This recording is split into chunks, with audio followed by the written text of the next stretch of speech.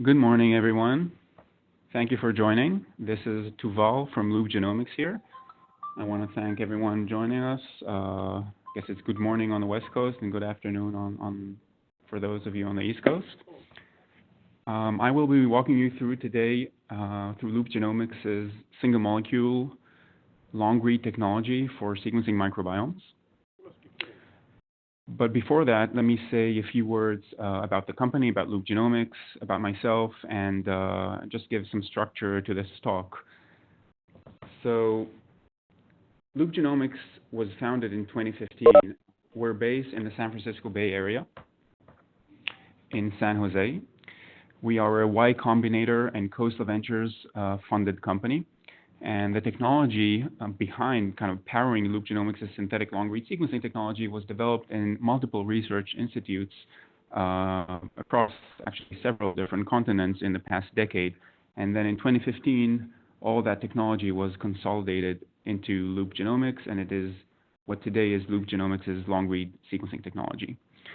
Microbiome was an early focus of ours since day one, and the first products that we have launched to the market are actually microbiome-specific sequencing products, starting from 16S and 18S long-read sequencing, and now moving on to shotgun sequencing and genome sequencing. The talk here today will focus specifically on our 16S and 18S single-molecule long-read sequencing that covers V1 to V9 and counts single molecules. Additional webinars in the next few weeks will cover also our shotgun metagenomics sequencing products and services and our genome sequencing products and services, specifically as they relate to microbiome and microbial sequencing. Please feel free, I can see that you're all on mute right now, and that works perfectly. Please write your questions in the chat section of this WebEx. And towards the end of the talk, we will go over all those questions and we'll try to answer all of them. And after we go through these questions, we can also you guys can unmute yourself and ask questions towards the end of the talk. Okay, so I think we can get started. If there's any problem with the audio, if any of you can't hear me, please write a message on the chat, and Tony here next to me will. Tony, can you see the chats? Okay, so Tony next to me here will tell me that there's a problem with the audio or anything like that. Okay, so let's just get started. Okay, so as I mentioned, since day one, Loop Genomics was focused on applying its long-read sequencing technology, specifically within the microbiome domain. We're extremely excited to work within this domain. We think that this is a unique point in time where we're sequencing. We're involved in sequencing an application where it's very different from any sequencing application that anyone has explored before. And in a sense, we're sequencing the first dynamic genome, because the human genome, it's a very challenging sequencing application, but it's essentially almost a static genome, because the genome in every cell is almost identical. The microbiome is the first. I think we can, we view it as an organ within the human body, and within other organisms as well. It's the first organ that has a dynamic genome, and that makes it super interesting from a sequencing point of view. It's because that organ can change its genome from day to day, or from treatment to treatment, or from environment to environment. And that makes it both a very interesting but also a very challenging sequencing application. And one that we think requires new sequencing capabilities that existing short-read sequencing application technology often find hard to address.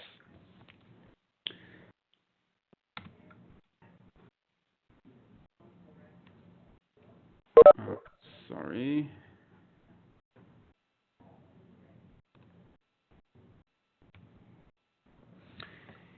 We also think that this is a unique point in time to be involved in the microbiome space because there's a convergence of several technologies that are making this space super interesting right now. So microbes have been known for a very long time, and the existence of the microbiome has also been known for a very long time.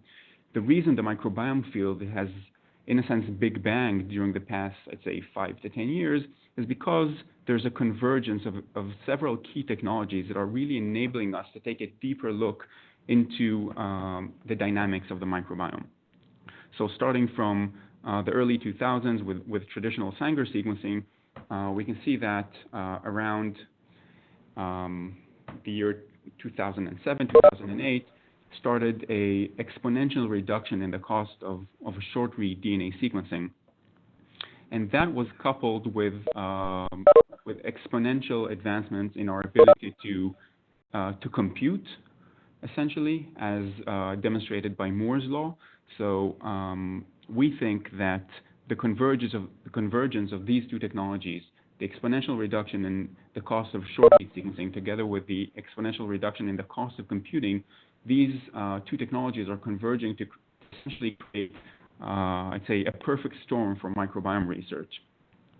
And this is the driving force behind this new big bang in microbiome sequencing technology. So it's a unique point in time to be doing this type of research, and we're very excited to be in this domain, as I'm sure you all are. Why has microbiome sequencing been so challenging in using short-read technology? So the simple answer to this is because microbes are often very similar to each other. And whether you're sequencing your microbiome samples using 16S sequencing, 18S sequencing, shotgun metagenomics, there's one, I'd say, unifying challenge, and that is that since microbes are very similar, some of them are very similar to each other, it's often very hard to tell one microbe from the other using just a short read of 150 or 200 base pairs.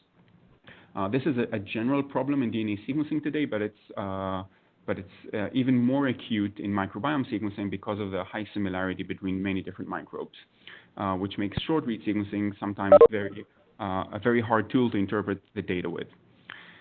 On top of that, existing error rates from Illumina sequencers also confound a lot of the analyses done in the microbiome space, and I'll show you some data that we have on that later on in the talk. Another major aspect of short-read sequencing that isn't addressed in microbiome research is the fact that reads off of an Illumina sequencer are essentially just reads. They don't really say, they don't necessarily say much about the actual true abundance of the microorganisms in your culture. And the major reason for that is amplification bias during the sample prep process. And what I'll show you today is data, first of all, just quantifying that bias, just looking at it and seeing how skewed the data really is just using traditional Illumina sequencing, and then showing you how we're correcting for those errors using single molecule counting technologies based on UMIs. And then finally, I'll go over our sample prep tech to show you how we're reducing hands-on time in microbiome sample processing by essentially pooling many different samples, anywhere between 24 and 96 samples, into a single tube workflow that reduces hands-on time around an order of magnitude compared to existing sequencing. And that really facilitates throughput and I guess relieves the pressures of automation. And I'll show you exactly what in our technology has enabled us to do this. Okay, so these are the topics that we're going to discuss. Let's just dive right into them.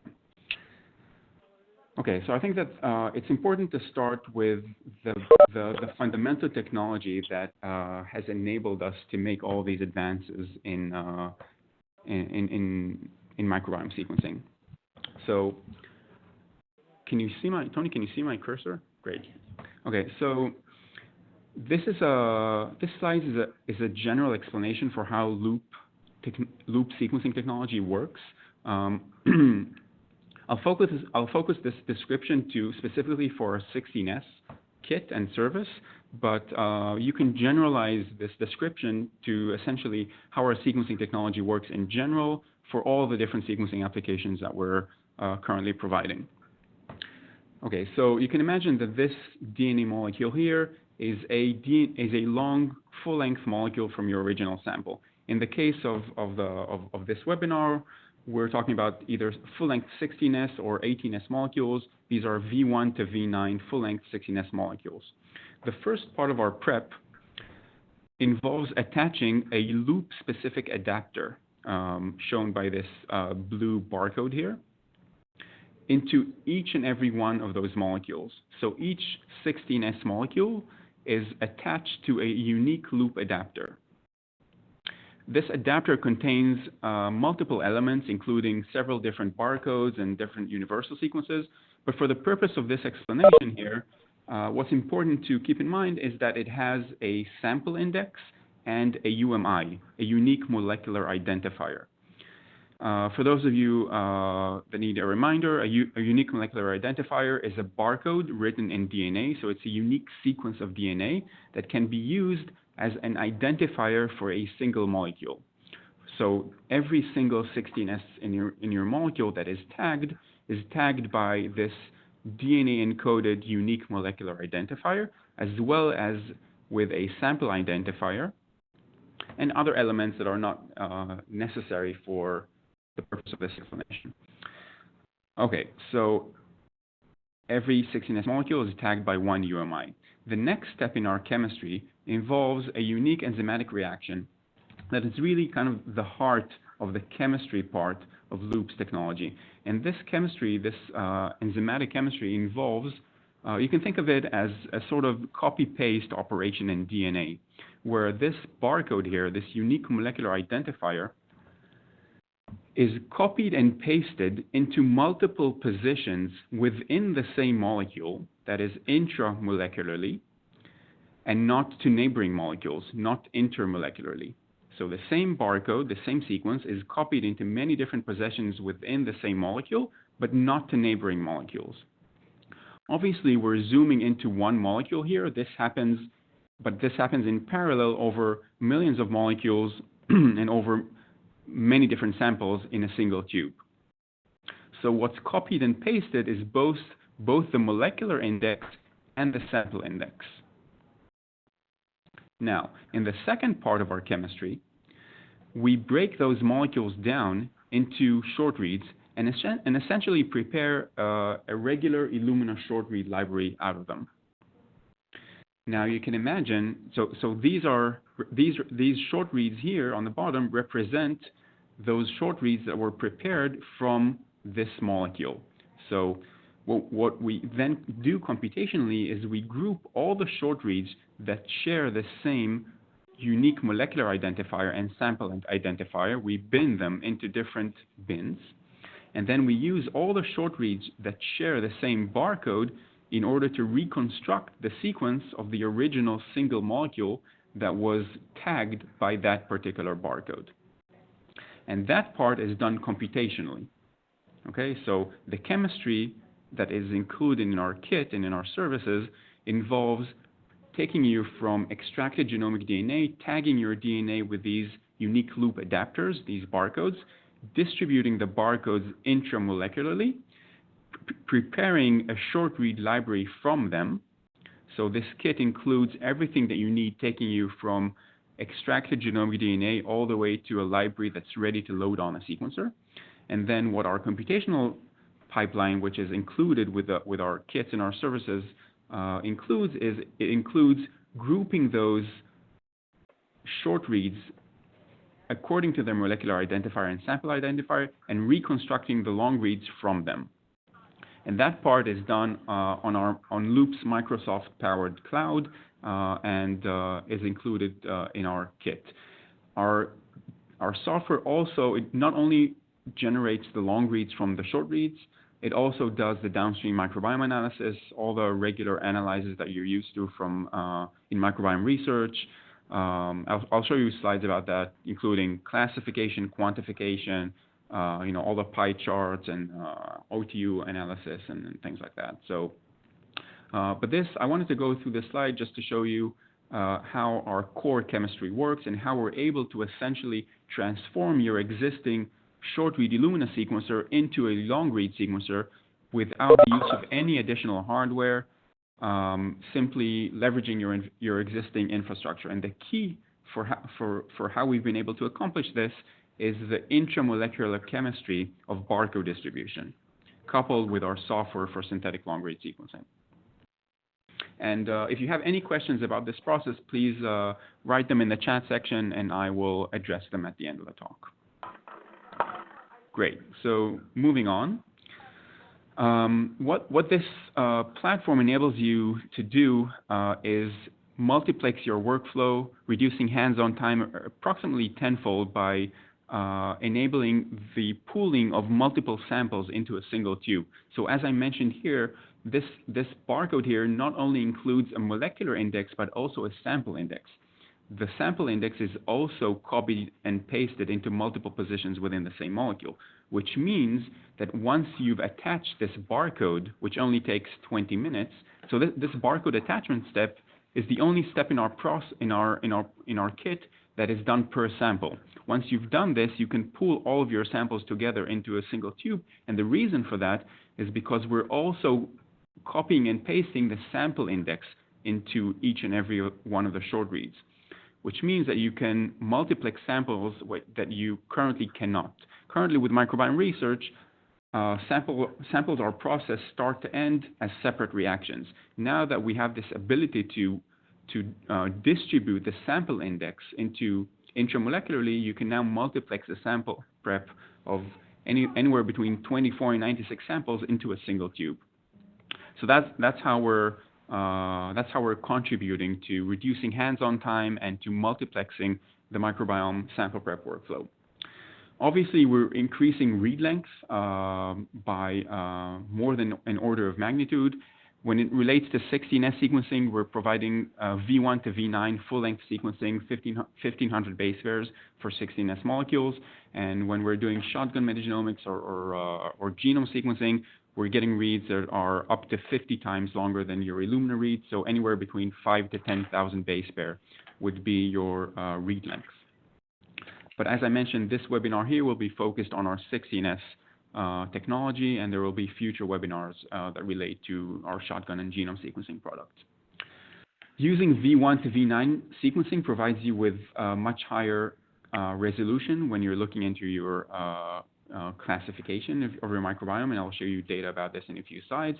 And obviously, you can imagine then that because we're using these unique molecular identifiers, we can also do a much better job at quantifying your microbiome, because we're essentially doing single molecule counting pre-amplification. So we're not looking at how many times each barcode was amplified during the process. We're actually counting unique occurrences of barcodes and completely disregarding how many times they were amplified during the sample prep process.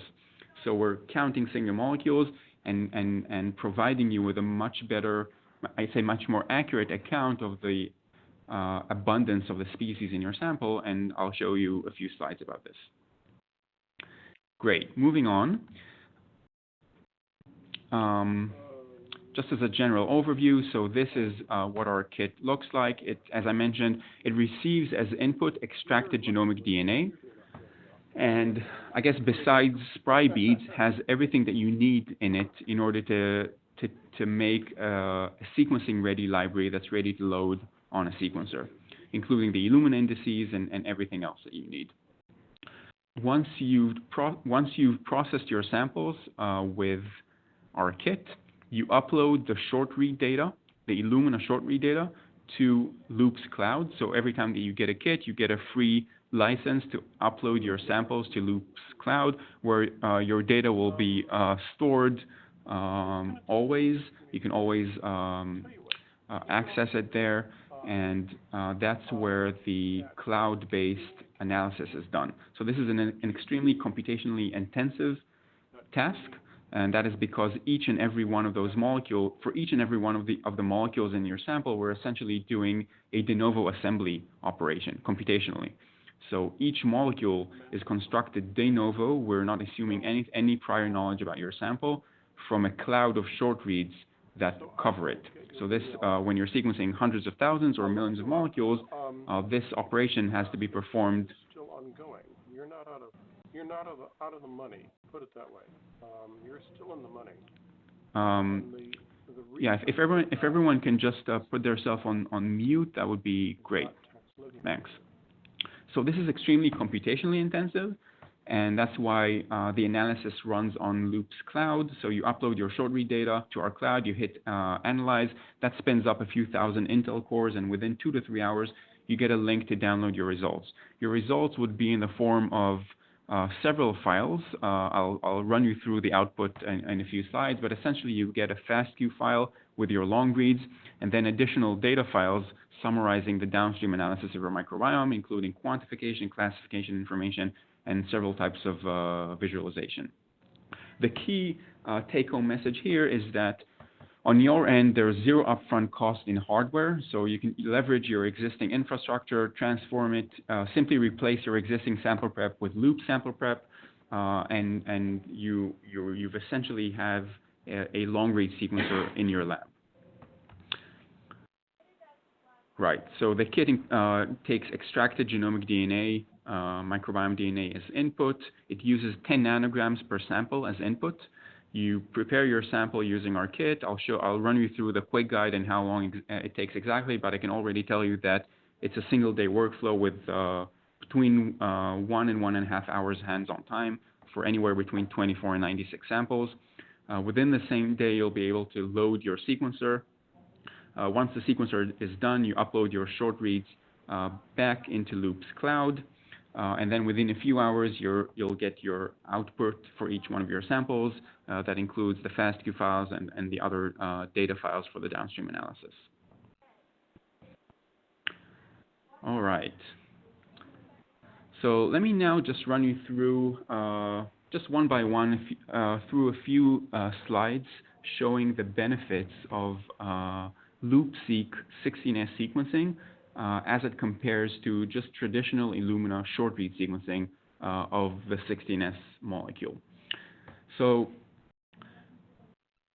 what we're showing here is analysis of a synthetic community sold by Zymo Research. So generally speaking, we think that synthetic communities are a very valuable tool for evaluating new sequencing methods.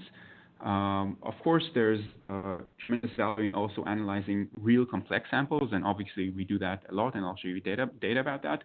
But for validation and for other people to be able to validate your method and compare across different methods, across different labs, it's very important to use synthetic communities that the entire scientific community can use and compare. This specific slide was prepared by analyzing the Zymo Research synthetic community called Genomics.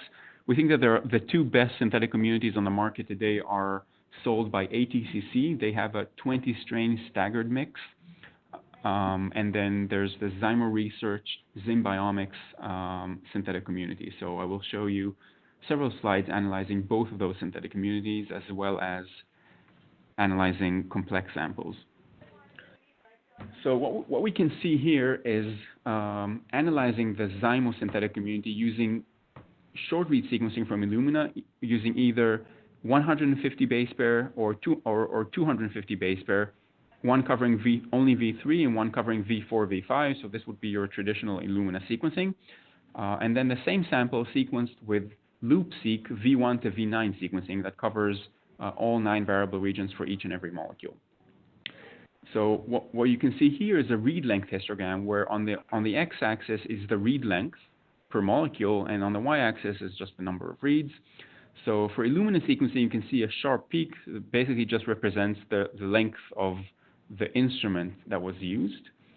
And for loop sequencing, in red here, you can see that you have a read length distribution around 1,500 base pairs. The reason that it's not a sharp peak is because we actually reconstruct the length of the molecules, and there is a natural length distribution for 16S molecules in nature. So we're seeing the actual length distribution of the sample, and you can see that the vast majority of molecules are full length. The reason that this is important in microbiome sequencing is because the more variable regions that you cover, the higher the resolution that you can type your microbiome. So what you can see here is, again, comparing LoopSeq V1 to V9 to Illumina V4, V5, or Illumina V3, you can see that a much higher fraction of your sample can be classified at either the strain species or genus level compared to when you're only covering V4 or V5 or V3. And obviously the reason for that is that for many strains and for many species, they actually share V4, V5, or V3. So they're looking at their V3 or their V4, V5, you would think that those species are identical, but it's only when you look at the entire set of 9 variable regions is when you actually see the full resolution that is enabled by 16S sequencing. So bottom line is a much larger fraction of your sample will be classified at either the strain or species level when you're looking at V1 to V9 sequencing. And you can now do that using your regular Illumina sequencer. Okay. Moving on from read length to bias. So since an integral part of loop sequencing is based on using unique molecular identifiers. We use that to reconstruct full-length molecules, but we also use the same unique molecular identifiers in order to get a much more accurate account of the abundance of the species in your sample.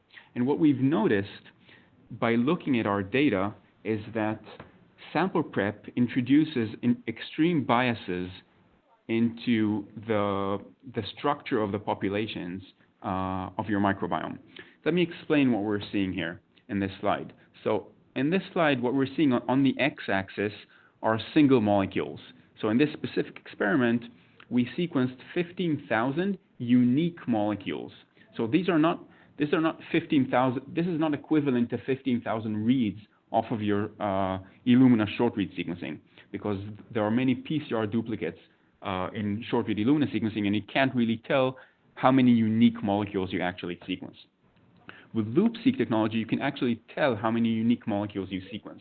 So in this specific experiment, we sequenced 15,000 molecules. So the x-axis is the number of unique barcodes sequenced. And what we're plotting on the y-axis is the number of times each one of those molecules were amplified during sample prep, or how many reads we saw for each one of those barcodes, for each one of those single molecules at the end of the experiment. And what you can see is that, and we know for a fact that each one of those only started as a single molecule at the beginning of the experiment. But what you can see is that after sample prep, all these molecules amplify at different rates during sample prep, during the PCR steps of sample prep. So, for example, molecule number, let's say 3,000 here, when you compare molecule number 3,000 to molecule number 12,000, you can see that this molecule here was amplified 10 times more than this molecule. Right? We see the short reads coming from this barcode 10 times more frequently compared to this barcode. This means that if you were just doing regular short read analysis from Illumina, you would think that this molecule, or the species represented by this molecule, is 10 times more abundant than this molecule. But we know as a fact, because of single molecule barcoding, that at the beginning of the experiment, they all had exactly the same abundance. They were all single molecules. We call this the PCR bias plot, and we calculate it for each and every one of our experiments, for each and every one of your samples. And this is not an extreme case. This is a typical PCR bias plot. So these two molecules have a 10-fold relative abundance error, and these two molecules here have a 1,000-fold relative abundance error. This is a natural consequence of PCR. It's a very well-documented phenomenon, and it's a critical unsolved problem in microbiome research: amplification bias during sample prep. Do you think that this is due to different lengths that have different folding characteristics and different library efficiencies? Or? Thanks for that question. So we actually don't think that it's related to length, because all the molecules in these samples are almost exactly the same length. Okay. Right? We're only amplifying full-length 16S molecules here, so all the molecules are exactly the same length. And PCR biases So there's tons of literature written on PCR and amplification bias in general since the invention of PCR. And there are many different reasons for why PCR bias occurs. Sometimes it's length, but it's actually not the case specifically here because they're almost all the same length. But for example, sequence context can be one reason. But the bottom line is that after more than 30 years of PCR, amplification bias is still an issue, and an unsolved issue. So, and as we can see here, it skews the relative abundance estimations in your final microbiome library to a very large extent. What we're able to do with our long-read barcodes is correct for that, because we're completely disregarding how many short reads went into the reconstruction of each one of the barcodes or the single molecules. We're only taking into account the fact that we saw that barcode once. So we're counting unique occurrences of barcodes and not how many short reads we see for each barcode. So in the FASTQ file that we provide at the end of the process, that FASTQ file is fundamentally different from the Illumina short read FASTQ file, because the Illumina FASTQ file can have PCR duplicates in it. When we report a sequence in our FASTQ file, you can know for 100% that that is a unique molecule from your original sample, and we will never report that molecule again, regardless of how many short reads we see for that long molecule. So the sequences in the Loop FASTQ file are unique molecules. They are not reads. In that sense, our FASTQ file is fundamentally different from the Illumina FASTQ file. Got it. That's great. It seems like you're going to be able to correct some underlying bias in molecule abundance estimations from straight Illumina short read. Yeah, exactly. Good RNA-seq. Yeah, that's exactly what we're doing, and this slide here attempts to demonstrate the extent of correction that we're doing, and why this is so important for microbiome research. So what you can see here is we took a complex microbiome sample, and then we binned the species that we identified according to their abundance. So this bin over here includes the 6 most abundant species in the sample. And this bin on the right here includes the 200 least abundant species. And what we're plotting on the y-axis is the difference in relative abundance if you're not, the fold difference in relative abundance if you're not accounting for PCR bias, right? The difference between counting based on unique molecular identifiers over counting just based on read abundance without accounting for PCR bias. And what you can see is that the error creeps up as the abundance of the species decreases. And that makes sense, right? The less you see a sample, the poorer its quantification, the less you see a species. And you can see that for the 200 least abundant species, the error in quantification can be anywhere between 2-fold and 20-fold. So 2-fold to 20-fold is the error in quantification for what is approximately 30% of the species in your sample. And what we've also noticed is, and this is a general feature of every single microbiome that we've tested so far, is that there are always way more species at low abundance than there are at high abundance. And you can argue that this is kind of a mathematical property of any sample, because at 50% abundance there could only be 2 samples, only to be 2 species, right? But at very low abundance there can be very many species. So this is a general feature of microbiome samples that we see in every type of microbiome that we sequence. And what that means is that unfortunately what that means is that for a very large fraction of the species in your sample, there's a very high error in their quantification. And that is exactly the type of error in quantification that we're correcting for with our long-read unique molecular identifiers.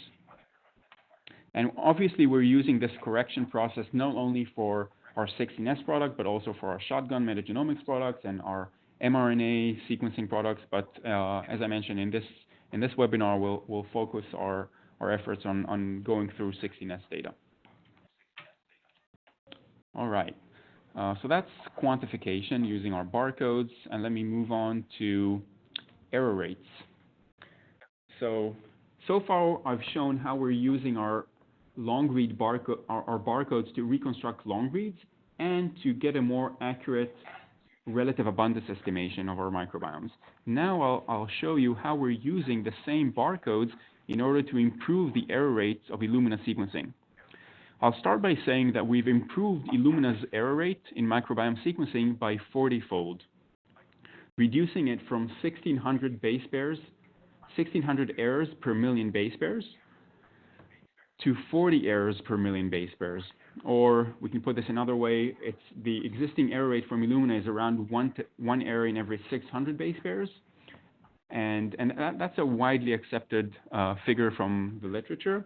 And what we're seeing is an error rate that is reduced 40-fold, and it is about one error for every 25,000 base pairs. You might ask, how are we able to reduce Illumina's error rate if we're building on top of Illumina sequencers? So the answer to that is quite simple, as I'm sure that you've already realized. This is again the scheme that shows how we are reconstructing long reads from short reads. Again, this is the full-length original 16S molecule. This is the loop adapter that tagged it. And we're distributing this adapter into many different positions within the same molecule. And then we're using this cloud of short reads that were generated from these insertion points in order to reconstruct the sequence of the long molecule. So as it turns out, for every base pair in our long read, we actually have multiple short reads that cover it. All right? For every base pair in our long read, we have multiple short reads that cover that same base pair. That's how we reconstruct the long molecule. So if there's any random error introduced during the sample prep process, we typically have other short reads that cover the same base pair that had the error. And during our de novo computational de novo reconstruction process, we go through a process that's called consensus error correction. That's done automatically on our pipeline. So if there's an error here, we will use the additional short reads that cover the same base pair in order to reach a consensus sequence.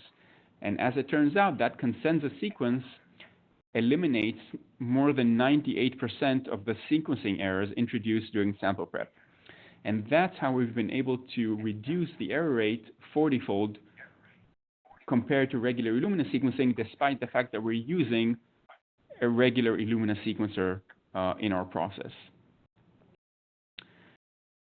Now, one might ask, why is that important? Why is it important to reduce error rate from 1 to 600 to 1 in 25,000? And the answer to that is that it's always important to reduce error rate, but it's particularly important to reduce error rate in microbiome research. And the reason for that is because so many species are similar to each other, and a single base pair change can often change the typing from one species or one strain to another strain.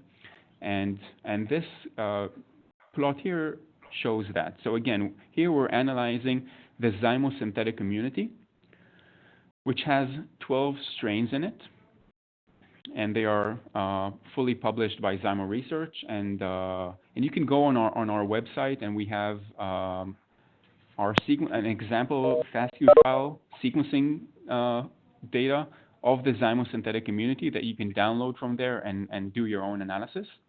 But this is an analysis of that data. And what you can see here is on the x-axis are the number of reads used in the analysis.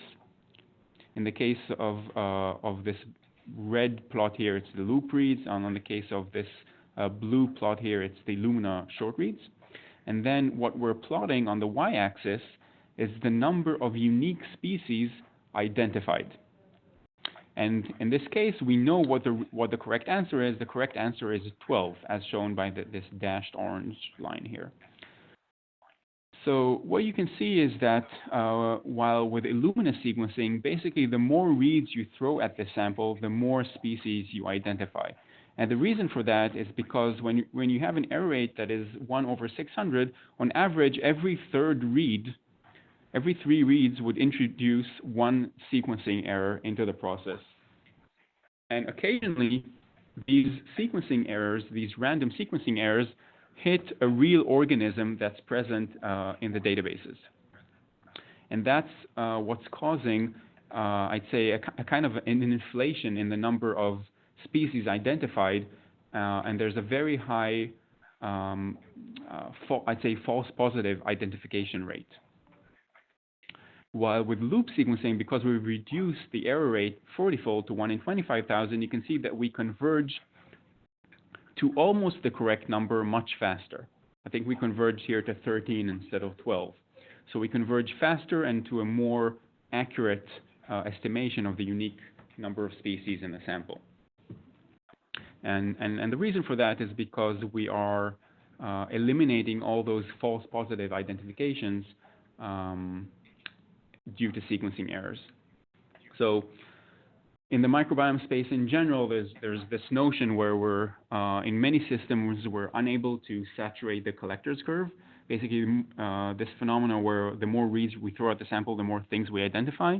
And we think that that's, to a certain extent, that's true, but we think that a lot of that is simply due to sequencing errors, that we're having a hard time using regular Illumina sequencing, differentiating between false positive identifications due to sequencing errors and actual diversity that was there to begin with. And at least partly that's the reason for why people seem to never saturate the collector's curve. So this is how Loop is using its long read barcodes in order to eliminate the vast majority of the sequencing errors and contributing to a much more accurate account of the true diversity of the molecules in your sample.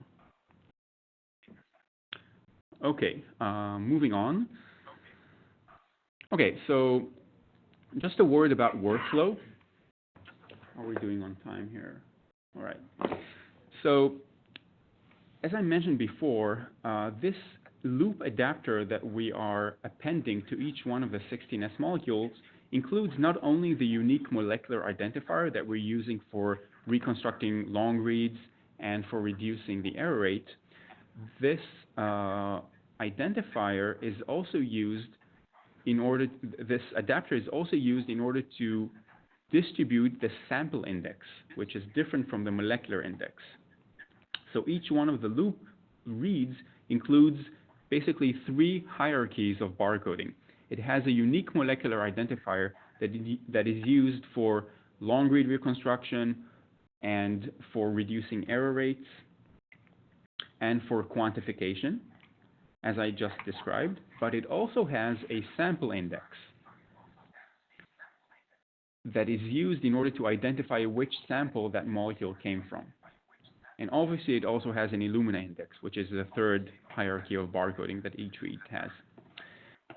The subject of this slide is basically to answer the question, why is it important to have the sample index in this adapter?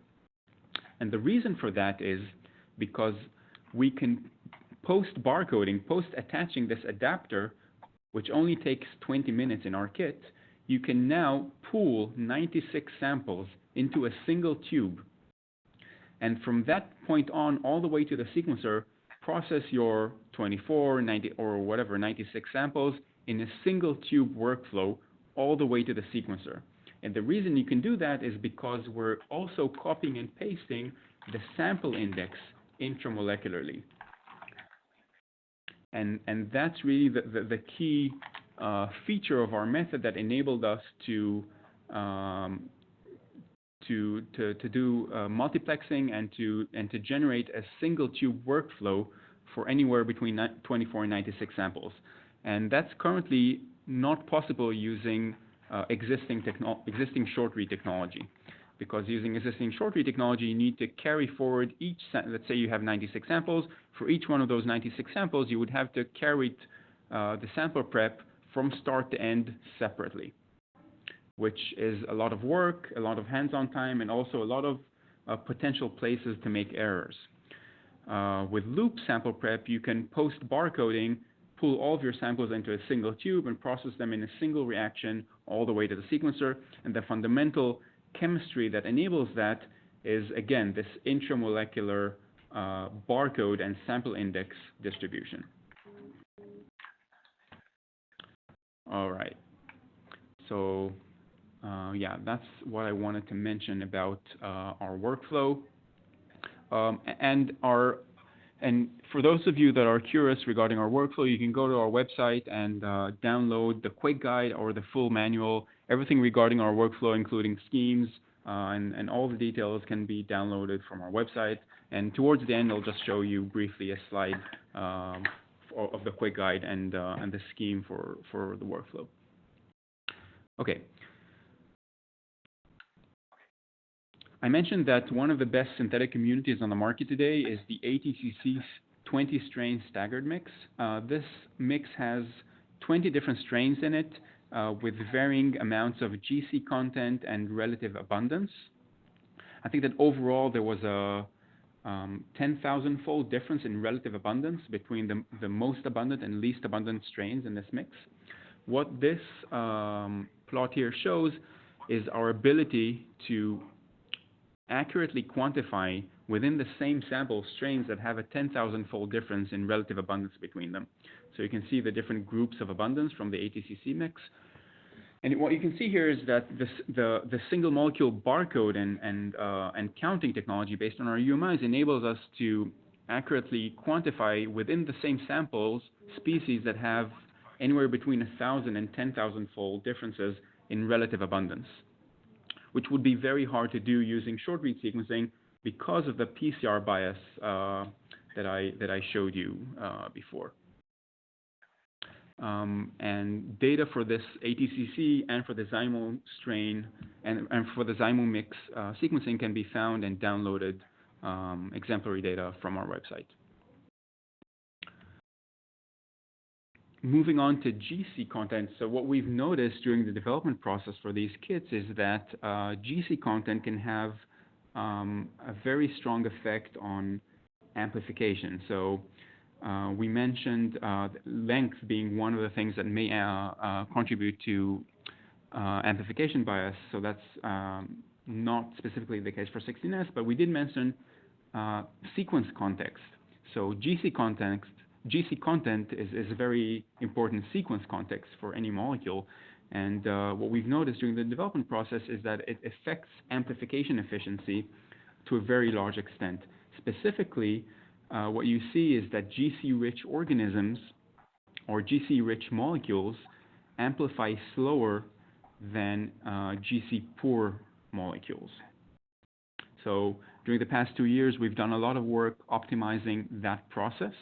And what we're showing you here is a synthetic community that has many different species with a very wide, I'd say, distribution of GC content. So the blue line here shows the GC content of the organisms in this synthetic community. So you can see that it ranges from very low GC content in the high 20s all the way to GC content that's higher than 70%. And what we're measuring here is our quantification of those species based on loop sequencing in red and on the expected value based on what the manufacturer for that synthetic community publishes.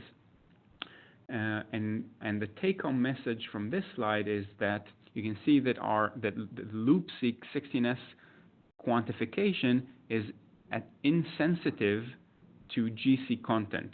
So it doesn't matter if your GC content is very low or very high, the expected versus measured quantification is very similar.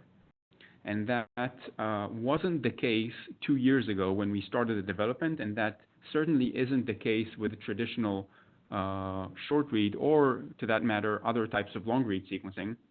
And the reason that we're able to correct for that is A, our barcodes, and B, different optimizations that we've done along the way for reducing the bias that's related to GC content. Okay, that's what I wanted to mention about GC content. Let's move on. Yeah, I think the two last slides that I wanted to go over, just that relate to actual data, relate to reproducibility. So a major issue with what we see in microbiome research is that you want to be able, when you take a synthetic community, whether it's a synthetic community or even a complex community, you want it to be able to know that if you're going to analyze the same complex community twice, you're going to get the same results twice. So this is a reproducibility analysis of a synthetic community. We basically took the same community and analyzed it twice, a few weeks apart, with the same batch of kits. And you can see kit 1 in green here and kit 2 in red, and then what the theoretical or what the manufacturer publishes as the abundance. And what you can see is that if you analyze the same synthetic community twice with 2 different loop kits 2 weeks apart, you're going to get the exact same result twice. And that's a very important, I'd say, critical feature of any microbiome sequencing technology. What you can see in this slide here is basically the same type of analysis, but instead of doing it on a synthetic community, we're doing it on a complex microbiome sample.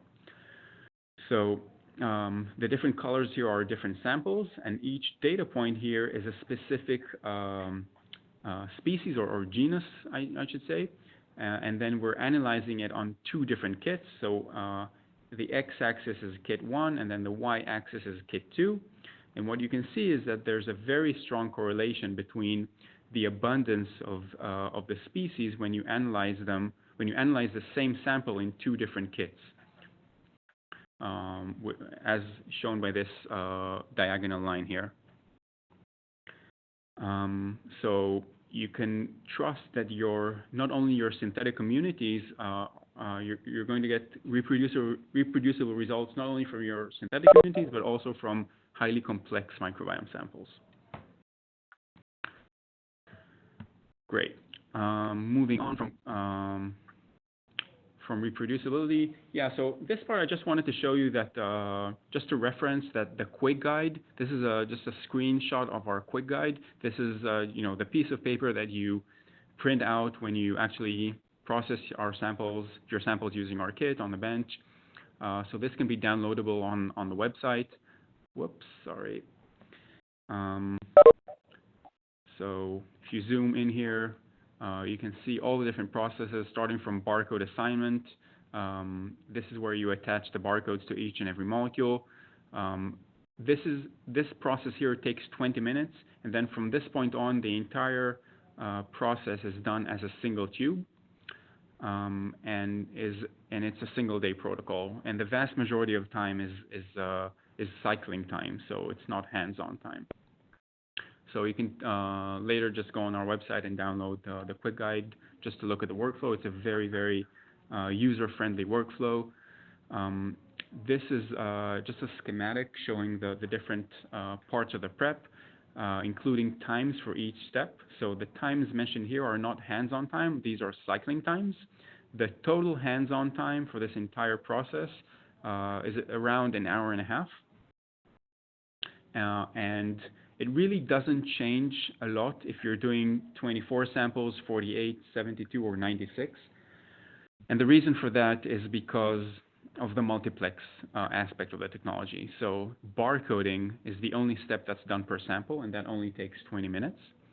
So and the plates that are supplied with the kits come predisposed with all the reagents that you need to do barcoding.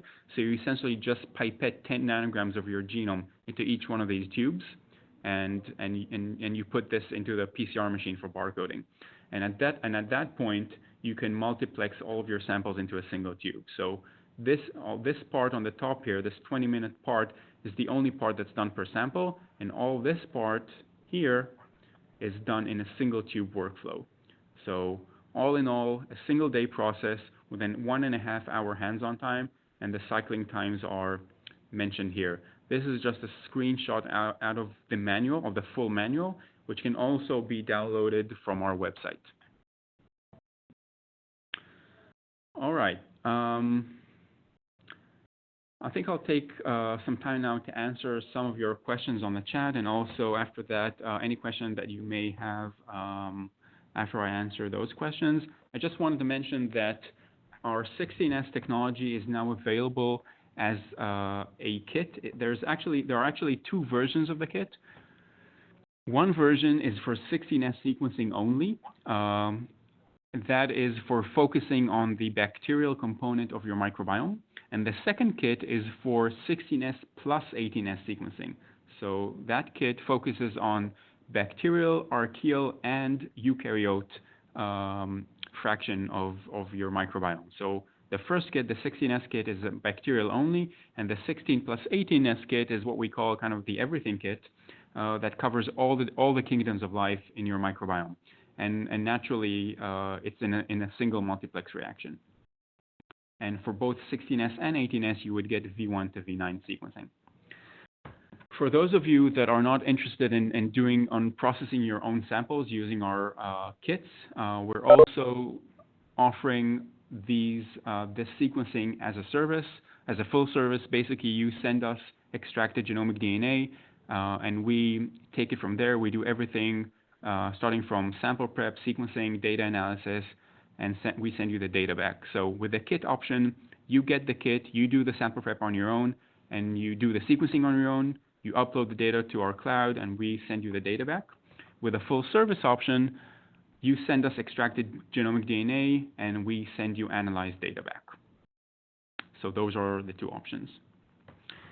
And as I mentioned before, this is for our 16S technology. We will, in the next few weeks, have additional webinars focused on the same technology, but used for shotgun metagenomics and for genome sequencing and for mRNA sequencing.